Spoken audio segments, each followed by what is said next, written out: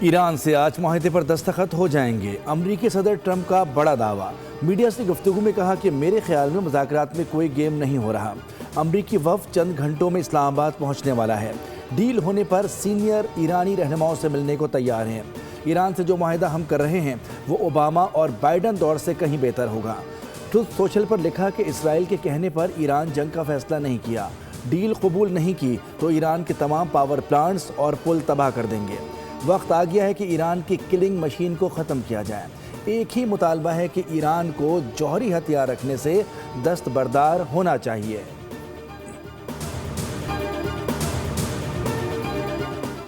ہم دھمکیوں کے سائے میں مذاکرات کو قبول نہیں کریں گے۔ ایرانی اسپیکر محمد باقر قالیباف کا سوشل میڈیا پر بیان۔ کہا کہ ٹرمپ چاہتے ہیں مذاکرات کا مطلب ایران کا سرنڈر بن جائے۔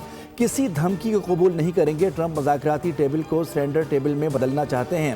ڈونلڈ ٹرمپ نے ناکہ بندی کر کے معاہدے کی خلاف ورزی کی۔ 2 ہفتوں میں میدان جنگ میں نئے اقدامات سامنے لانے کی تیاری کر لی ہے۔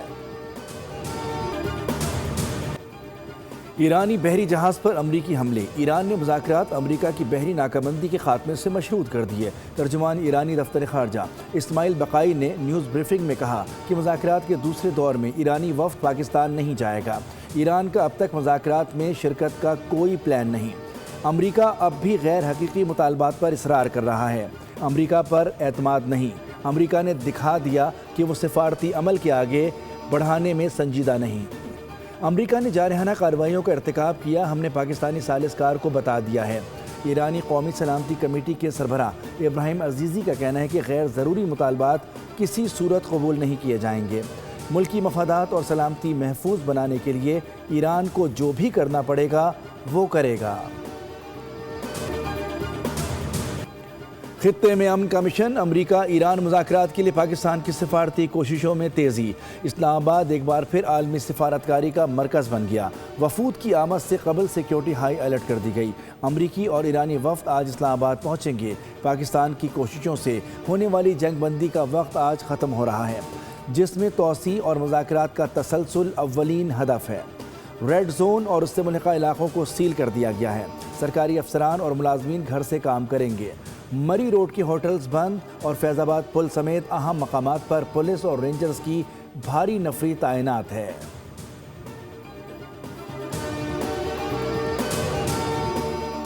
امریکہ کے طرز عمل پر تاریخی عدم اعتماد اب بھی موجود ہے۔ امریکی حکام کے تضادات بیانات صورتحال کو مزید خراب کر رہے ہیں۔ ایرانی صدر مسعود پزشکیان کا بیان۔ کہا کہ امریکی اشارے تاثر کو مضبوط کرتے ہیں کہ واشنگٹن ایران سے ہتھیار ڈالنے کا مطالبہ کر رہا ہے۔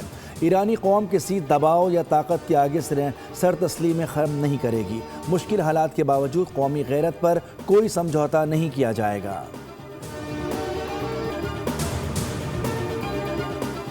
نائب وزیر اعظم اسحاق ڈار اور ایران کے وزیر خارجہ کا ٹیلی فونک رابطہ۔ علاقائی امن اور استحکام کو فروغ دینے کے لیے مذاکرات کی اہمیت پر زور دیا گیا۔ دونوں رہنماؤں کا قریبی رابطے میں رہنے پر اتفاق۔ ترجمان دفتر خارجہ کے مطابق نائب وزیر اعظم اسحاق ڈار اور آسٹریلین وزیر خارجہ میں بھی ٹیلی فونک رابطہ ہوا۔ آسٹریلین وزیر خارجہ نے پاکستان کے مثبت کردار کو سراہا۔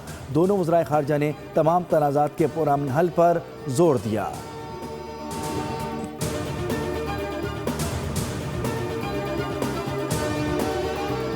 ایرانی وزیر خارجہ عباس عراقچی کا روسی اور عراقی ہم منصب سے ٹیلی فونک رابطہ۔ روسی وزیر خارجہ سے گفتگو کے دوران عباس عراقچی نے کہا کہ امریکہ کا رویہ سفارتکاری کے دعووں سے متصادم ہے۔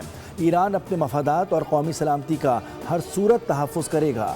دوسرے فریق کے رویے پر نظر رکھیں گے اور مناسب فیصلہ کریں گے۔ عباس عراقچی اور عراقی ہم منصب کے درمیان رابطے میں خطے کی صورتحال اور علاقائی پیش رفت کا جائزہ لیا گیا۔ دونوں ممالک کے درمیان سفارتی رابطے جاری رکھنے پر گفتگو ہوئی۔ خطے کی تازہ ترین صورتحال اور علاقائی پیش رفت پر بات چیت ہوئی۔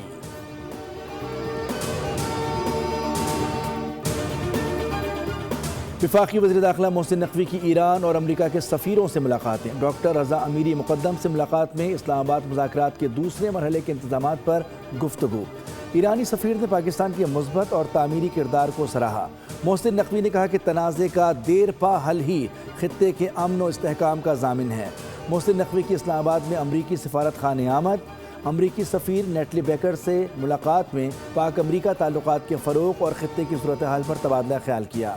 اسلام آباد مذاکرات کے دوسرے راؤنڈ کے لیے سیکیورٹی انتظامات پر بات چیت۔ امریکی سفیر نے خطے میں کشیدگی کم کرنے کے لیے پاکستان کے کردار کو سراہا۔ وزیر داخلہ نے وزیر اعظم کو ملاقاتوں کے بارے میں بریف کیا۔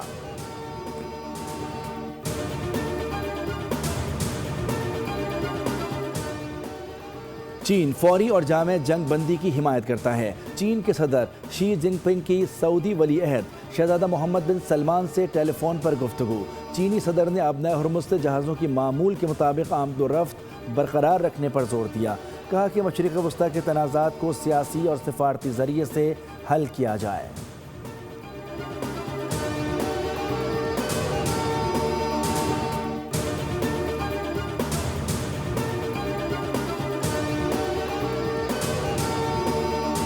ایرانی جہاز اب ہماری تحویل میں ہے، سینٹ کام نے ایرانی جہاز پر حملے کی ویڈیو جاری کر دی۔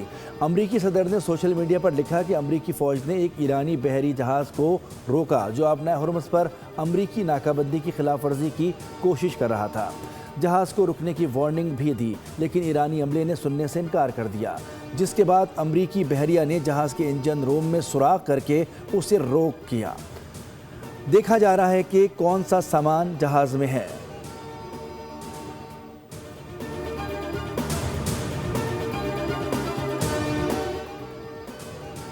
ایران نے امریکی بحری جہاز پر حملے کو جنگ بندی کی خلاف ورزی قرار دے دیا۔ سمندری قزاقی کا جلد جواب دینے کا اعلان۔ ایران کی جوائنٹ ملٹری کمانڈ کے مطابق امریکہ نے جس تجارتی جہاز پر حملہ کیا وہ چین سے ایران آ رہا تھا۔ ایرانی حکام کے مطابق جوابی کارروائی میں ڈرونز کے ذریعے کچھ امریکی فوجی جہازوں کو بھی نشانہ بنایا گیا۔ ایرانی جہاز کو قبضے میں لینے پر تشویش ہے۔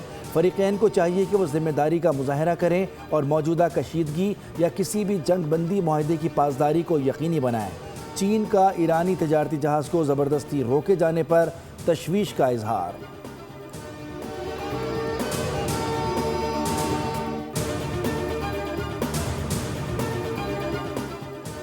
ایرانی جہاز پر امریکی حملے اور ایران کے جوابی حملے کے خدشات کے سبب عالمی منڈی میں خام تیل کی قیمتوں میں اضافہ۔ برطانوی خام تیل کی قیمت 5% بڑھ گئی۔ $5.13 کے اضافے سے برطانوی خام تیل کی قیمت $95.51 فی بیرل ہو گئی۔ امریکی خام تیل کی قیمت میں بھی 7% اضافہ۔ امریکی خام تیل کی قیمت $89.8 فی بیرل ہو گئی۔ ادھر عالمی مارکیٹ میں گیس کی قیمت تقریباً 2% اضافے سے $2.71 فی MMBTU ہو گئی۔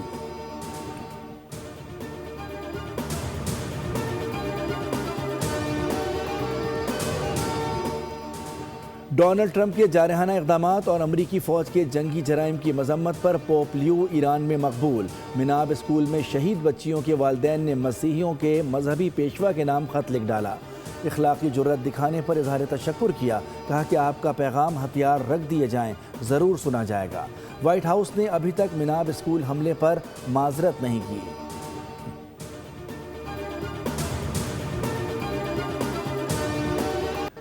لبنان سرحد پر ایک تصویر نے دنیا کو ہلا دیا۔ اسرائیلی فوجی کی جانب سے مقدس مسیحی مجسمے کی بے حرمتی پر شدید رد عمل۔ جنوبی لبنان میں ایک اسرائیلی فوجی نے ہتھوڑے کے ذریعے مقدس مجسمے کو نقصان پہنچایا۔ تصویر کو پیر کی صبح تک 50 لاکھ سے زائد بار دیکھا جا چکا ہے۔ اسرائیلی فوج نے بھی واقعے کی تصدیق کر دی۔ الجزیرہ کے مطابق واقعے پر عالمی سطح پر شدید غم و غصہ ہے اور سوشل میڈیا پر اسے مذہبی دہشت گردی قرار دیا جا رہا ہے۔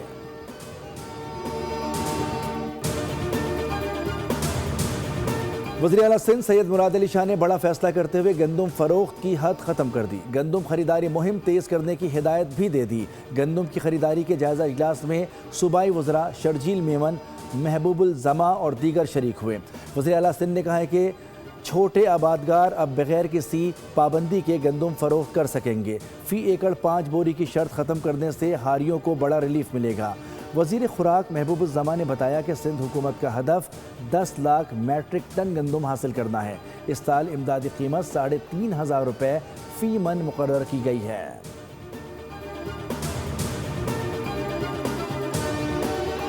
ملک کو عزت دلانے کی بات ہو جو ہے وہ ڈیفالٹ سے بچانے کا مسلم لیگ نون کی حکومت نے جو ہے وہ ادا کیا۔ 10 مئی کو صرف 4 گھنٹے کی جنگ کے بعد جو ہے وہ ہمارے دشمن کو ایڑیاں رگڑنی پڑی کہ ہماری صلح کرا دو. ہم پاکستان کے ساتھ جنگ نہیں لڑ سکتے. سترہ پنجاب پروگرام وزیر اعلیٰ مریم نواز کا صوبے کے عوام کے لیے تحفہ ہے. پاکستان کو ہمیشہ مسلم لیگ نون کے دور حکومت میں عزت ملی. وزیر اطلاعات پنجاب عظمہ بخاری کی نیوز کانفرنس. کہا کہ 10 مئی کو دشمن نے ایڑیاں رگڑ کر معافی مانگی کہ جنگ بند کراؤ. آج پاکستان کا دنیا میں مقام نمایاں ہے.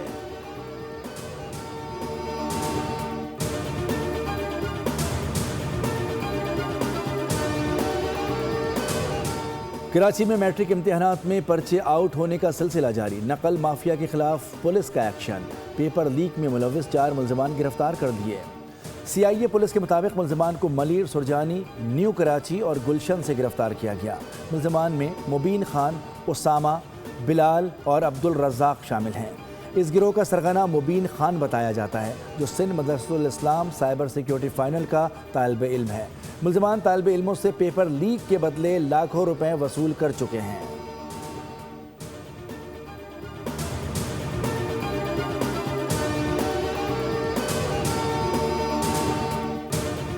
میئر کراچی بیرسٹر مرتضی وہاب شہر کے مختلف علاقوں کے دورے پر نکل گئے. میئر کراچی کے ہمراہ میونسپل کمشنر بلدیہ عظمیٰ کراچی ابرار جعفر بھی موجود رہے. میئر کراچی نے صدر ٹاؤن میں جاری ترقیاتی کاموں کا معائنہ کیا. میئر کراچی نے ٹیم کو 30 جون تک ترقیاتی کام مکمل کرنے کی ہدایت کر دی. کہا کہ عظیم پورہ فلائی اوور پر 24 گھنٹے کام ہو رہا ہے. شارع بھٹو سے ایئرپورٹ جانے والوں کو عظیم پورہ فلائی اوور سے کافی سہولت ہوگی. 100 روز کے اندر عظیم پورہ فلائی اوور مکمل کر لیں گے.